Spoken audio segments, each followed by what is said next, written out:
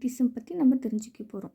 Electro magnetism அதாவது ஃபிசிக்ஸில் ஒரு இம்பார்ட்டண்ட் சப்ஜெக்ட் தான் எலக்ட்ரோ மேக்னட்டிசம். எலக்ட்ரோ மேக்னட்டிசம் வந்து எப்போலேருந்து அது ஸ்டடி பண்ணுறாங்கன்னா 21st செஞ்சுரியிலேருந்து ஸ்டடி பண்ணுறாங்க. அப்போ தான் நம்ம ஒரு மாடர்ன் ஃபிசிக்ஸ் அப்படிங்கிற ஒரு டாபிக் வருது. அது இப்போ எதுனா எலக்ட்ரோ மேக்னட்டிசம் பற்றி ஸ்டடி பண்ணுறாங்க. சரிங்களா? எலக்ட்ரோ மேக்னெட்டிக் வந்து ஒரு எலக்ட்ரோ மேக்னெட்டிக் ஃபோர்ஸ் வந்து நேச்சுரலாகவே இருக்குது. நம்ம நடக்கும்போது ஃப்ரிக்ஷன், டென்ஷன் இது எல்லாத்துலேயுமே வந்து எலக்ட்ரோ மேக்னெட்டிக் ஃபோர்ஸ் வந்து நேச்சுரலாக இருக்குது. நேச்சுரலி ஒரு ஃபோர்ஸ் இருக்குது, அதுதான் வந்து எலக்ட்ரோ மேக்னெட்டிக்காக. நம்ம 11th வந்து ஃப்ரிக்ஷன், டென்ஷன், நார்மல் ஃபோர்ஸ் இதை பற்றிலாம் படிச்சிருப்போம். சேம் அதே தான் கிராவிடேஷனல் ஃபோர்ஸை விட்டு மிச்சம் இருக்கிற எல்லா ஃபோர்ஸுமே வந்து எலக்ட்ரோ மேக்னெட்டிக் ஃபோர்ஸில் தான் வரப்போகுது. சரிங்களா? இந்த எலக்ட்ரோ மேக்னெட்டிக் ஃபோர்ஸுக்கு சம் ஆஃப் தி எக்ஸாம்பிள்ஸ், ஒரு சில எக்ஸாம்பிள்ஸ் பார்ப்போம். ஃபஸ்ட் எக்ஸாம்பிள்ஸ் வந்து when the object is pushed. நான் இப்போ வந்து ஒரு ஆப்ஜெக்ட் வந்து புஷ் பண்ணுறேன், அதாவது தள்ளி விடுறேன். அப்போ என்ன ஆகுது, அந்த ஆப்ஜெக்ட் வந்து மூவ் ஆகுது.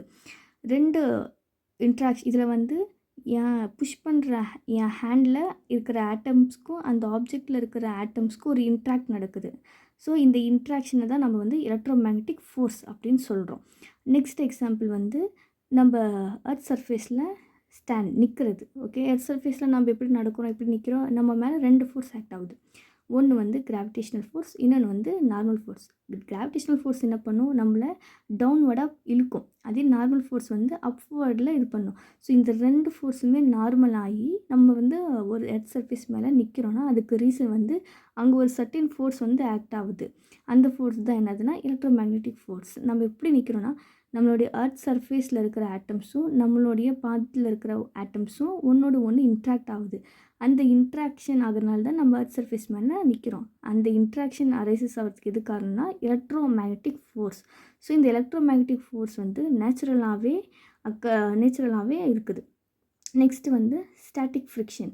ஒரு ஆப்ஜெக்டை வந்து தள்ளி விடுறோம், அது பாட்டு மூவ் பண்ணி ஒரு சர்டைன் ஸ்டேஜில் வந்து நிற்கிது. அதுக்கு என்ன ரீசன்னா ஒரு ஸ்டாட்டிக் ஃப்ரிக்ஷன் வந்து அது மேலே ஆக்ட் ஆகுது. அதுக்கு என்ன காரணம், சர்ஃபேஸில் இருக்கிற ஆட்டம்ஸ் வந்து என்ன பண்ணுது, அந்த ஏதோ ஒரு எக்ஸாம்பிள் பால்னு வச்சுப்போம், அதை வந்து மூவ் பண்ணாமல் தடுக்குது. ஸோ அதுக்கு என்ன காரணம்னா இந்த எலக்ட்ரோ மேக்னெட்டிக் ஃபோர்ஸ் தான் அதுக்கும் ரீசன்.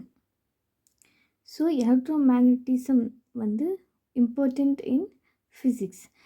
இப்போ வந்து எலக்ட்ரோஸ்டாட்டிக்ஸ் அப்படின்னா என்னென்னு கற்றுக்க போகிறோம். இப்போது எலக்ட்ரோஸ்டாட்டிக்ஸ் அப்படின்னா என்னென்னு தெரிஞ்சுக்க போகிறோம். ஸ்டாட்டிக்ஸ் மீன்ஸ் நான் மூவபிள், மூவ் ஆகாத ஒரு ஆப்ஜெக்டில் நம்ம ஸ்டாட்டிக்காக இருக்குது அப்படின்னு சொல்லுவோம். அதுதான் static. And electro means electricity. So ஒரு ஸ்டேஷ்னரி சார்ஜ் மேலே எலக்ட்ரிசிட்டி எப்படி இருக்குது அப்படின்னு பற்றி படிக்க போகிறது தான் இந்த எலக்ட்ரோஸ்டாட்டிக்ஸ்.